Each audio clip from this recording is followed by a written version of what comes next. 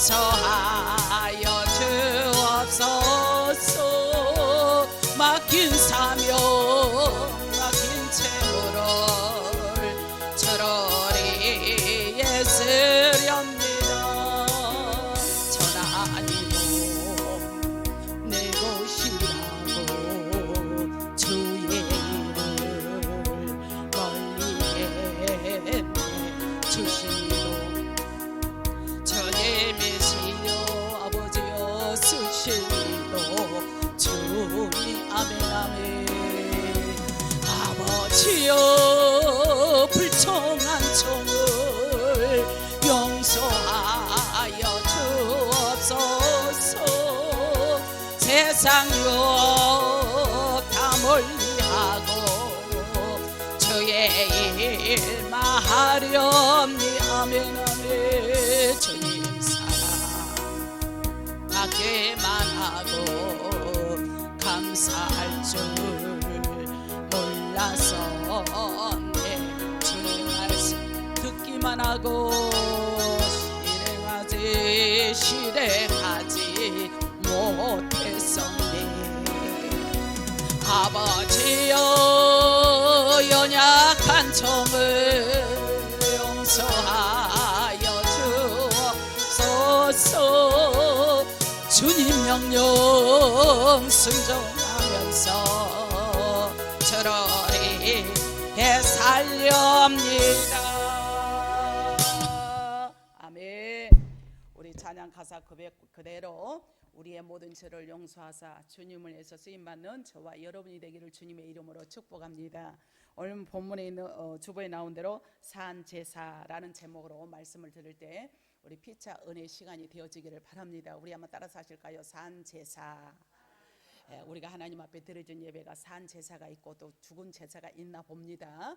오늘 본문에 보니까 하나님의 모든 백성들이 하나님과의 관계를 유지하는 데는 필수적인 요건이 뭐가 있느냐, 그게 바로 제사다라는 거예요. 이 제사는 하나님과 사람이 소통하는 통로입니다. 소통하는 무엇이다? 통로예요. 그래서 제사를 바르게 드림으로 인해서 소통이 되기 때문에, 통로가 되기 때문에 문제 해결을 받을 뿐만이 아니라 하나님과 더 깊은 관계를 유지해 나가고 하나님과 더 밀접한 관계로 나가는 것이 제사다. 오늘 말하면 예배인 줄로 믿습니다. 예배를 통하여 하나님께 더 깊은 관계로 가고 하나님 더 만날 수 있는 그런 귀한 계획이라는 거죠.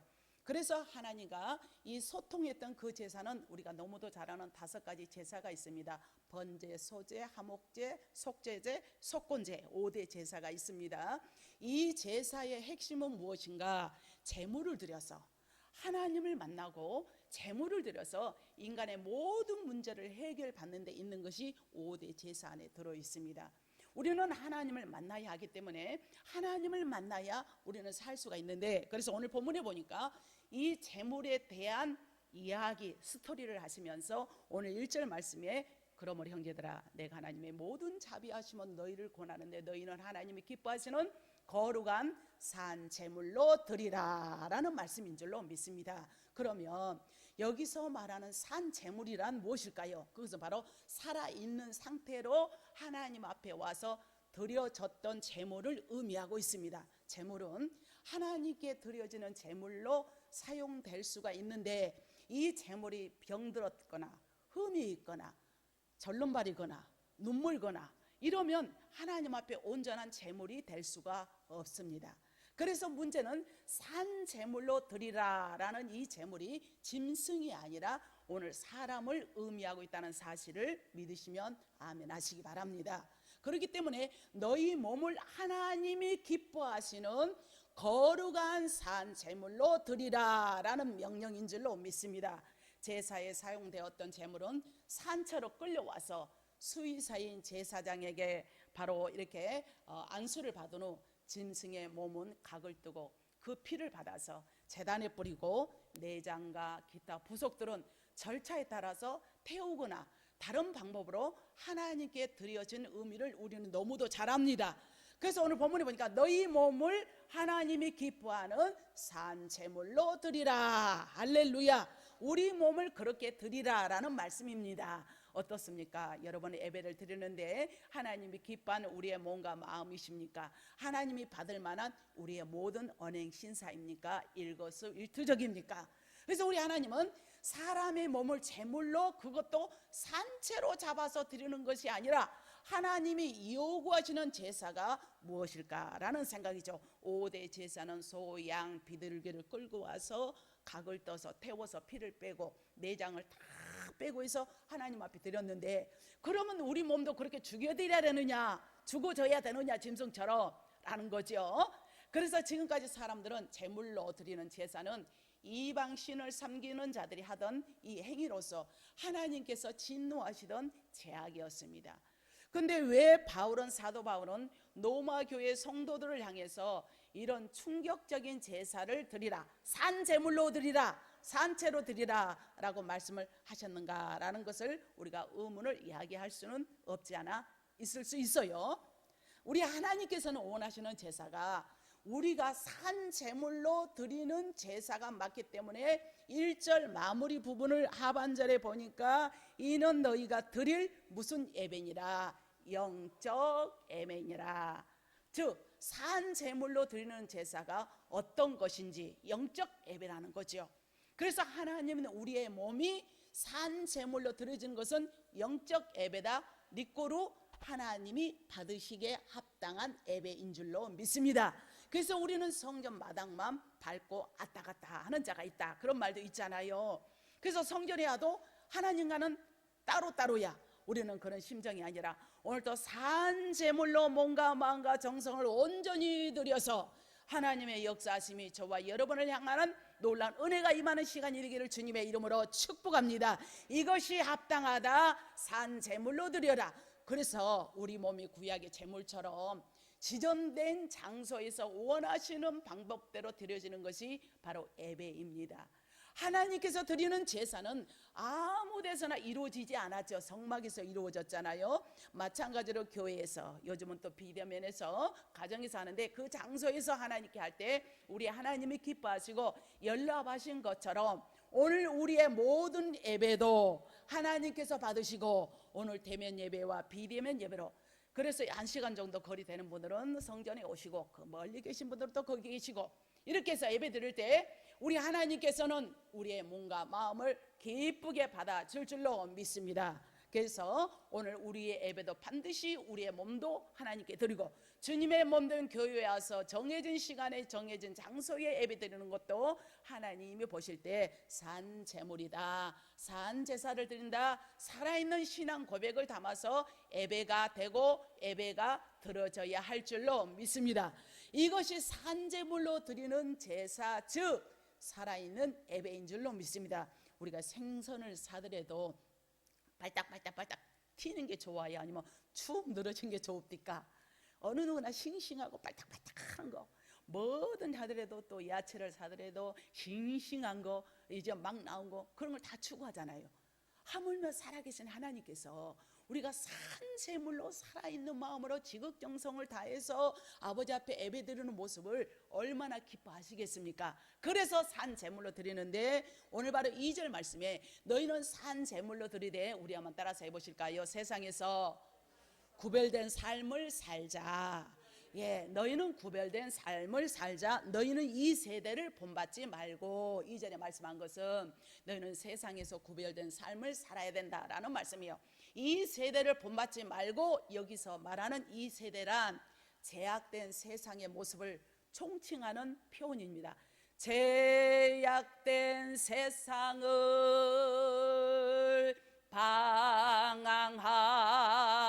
방황하다가 천국과 지옥도 난 몰라. 제약된 세상에서 방황하다 그렇게 만신창이해야 되는 탕자처럼 되지 말고, 이 세대를 본받지 말라, 미리서 조심해라, 미리서 영적 관계를 조심해라 해서 이 세대를 본받지 말라라는 것은 제약된 모든 제약된 세상의 총칭을 합해서 말씀하고 있는 줄로 믿습니다. 하나님께 드려져야 할 이 제물 된 내 몸과 내 삶이 세상 제약과 찌꺼기에 얼룩져서 산 제물로 드린다면 여러분 적합하다고 생각하세요? 아니면 그렇지 않다고 생각하세요? 적합할 수가 없는 거죠. 적합하지 않기 때문에 나를 예배자의 그 한 사람으로 찾을 수 없다는 거예요.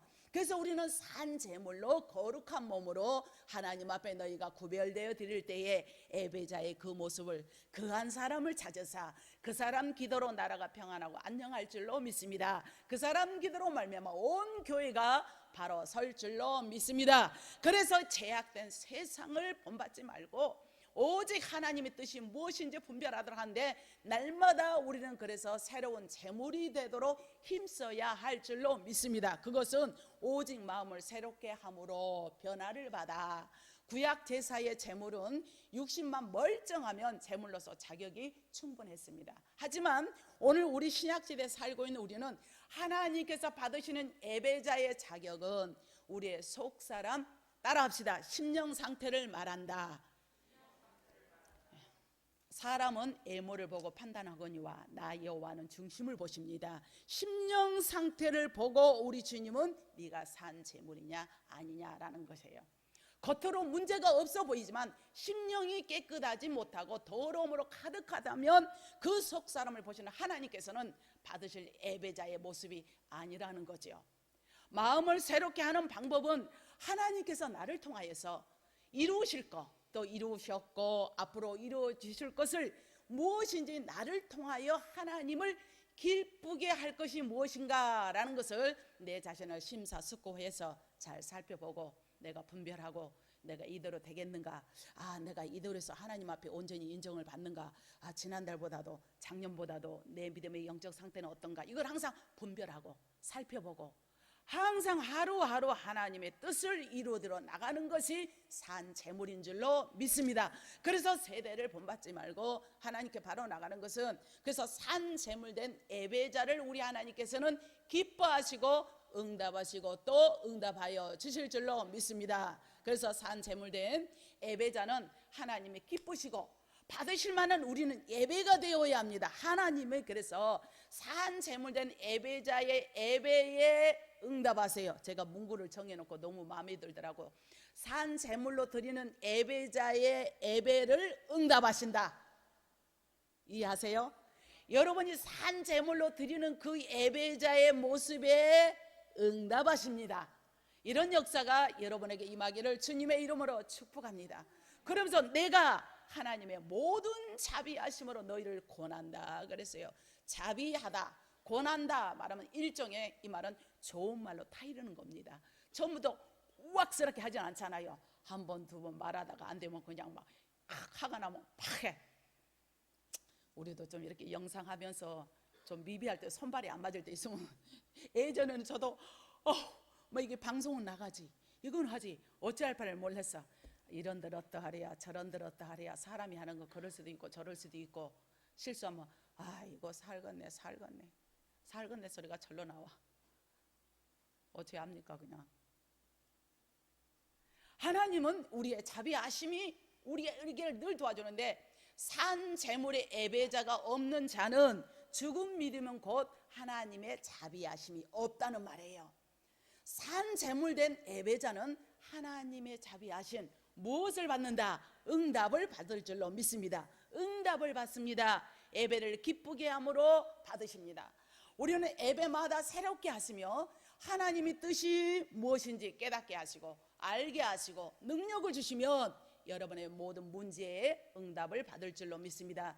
해결의 열쇠가, 키워드가 주님께 있는데, 그분에게 합당한 예배자, 산 제사의 예배자가 될 때에 여러분 응답이 된다라고 믿으시면 아멘 하시기 바랍니다. 내 믿음대로 될지어다, 내 믿음대로 될지어다. 우리가 응답을 받아야지 맨날 기도를 하는데 메아리만 쳐댄다면 얼마나 답답하겠어. 응답이 올 때는 응답이 없고, 치료의 불이 올 때는 치료불이 오고, 또 능력이 올 때는 능력이 와야 우리가 살아갈 맛이 있고, 우리가 체험된 신앙으로서 기쁘게 신앙생활 할 수 있게 된 줄로 믿습니다. 오늘날 우리가 예배가 무너지고 있습니다.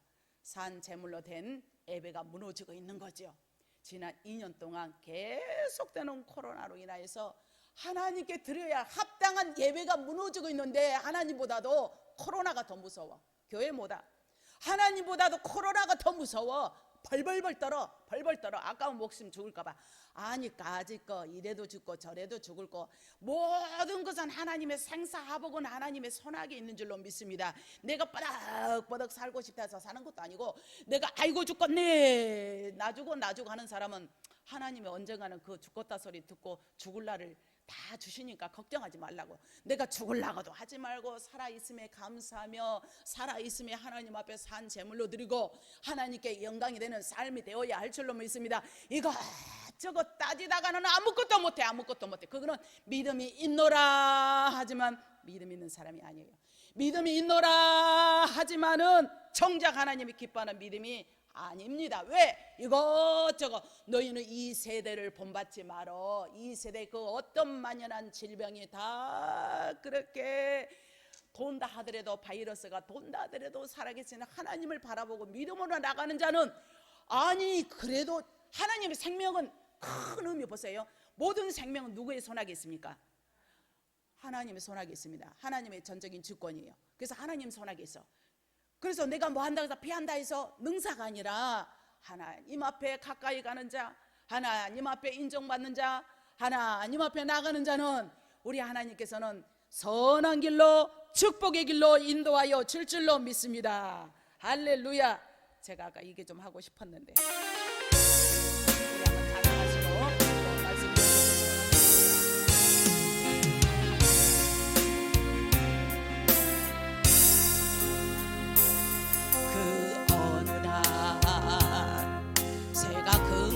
걸린 같이 내 삶 속에 덫이 임했네. 몸부림쳤지만 허우적거렸지만 나는 약한 자였네. 아버지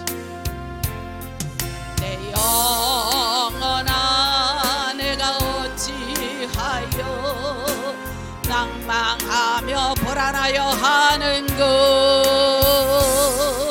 너는 하나님을 바라라. 그 얼굴의 도심을 인하여 내가 오히려 찬송. 아멘. 나의 좋으신 주님 태양을 멈추며 혈록증을 고쳤던 아멘 아멘. 하나님 능력의 하나님 그는 나를 고쳐주셔. 아멘. 그 어느 날 아무 예고도 없이 내 삶 속에 슬픔이 임했네. 원인을 찾으며 애써 봤지만 나는 무력한 자였네. 내 영혼아 내가 어찌하여 낭망하며 불안하여 하는 것. 너는 하나님을 바라라. 그 얼굴의 도심을 인하여 내가 오히려 찬송. 아멘 아멘.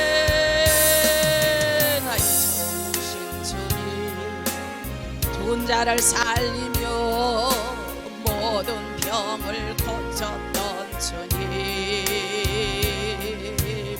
기적의 하나님 능력의 하나님 그는 나를 고쳐주셔. 할렐루야. 이처럼 하나님의 능력이 임해야 죽은 자도 살아나고 모든 기적이 우리 삶 속에 나타날 줄로 믿습니다.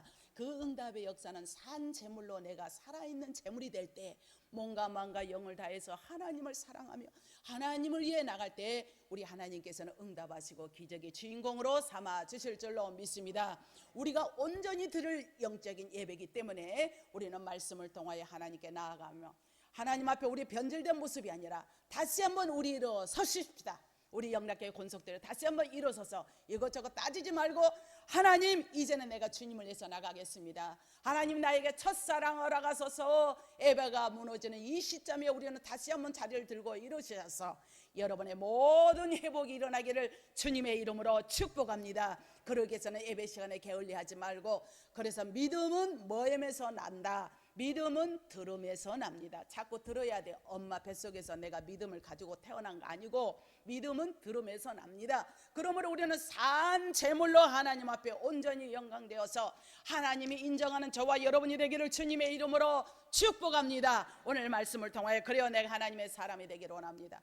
온전히 하나님의 말씀대로 살아가기를 원합니다. 야곱은 하나님의 말씀을 잘 이끌어가서 예배를 드렸더니 하나님께서 그를 형통케 하였습니다. 요수아도 정말 하나님 앞에 사무엘이 해막을 떠나지 않고 예배를 잘 드렸을 때 형통한 복이 임했던 것처럼, 다윗도 왕이면서도 예배 시간에 소홀해하지 않고 귀중하게 하나님을 신뢰했기 때문에 그의 모든 길이 열리는 역사가 여러분에게 다 일어나기를 주님의 이름으로 축원합니다. 기도하겠습니다.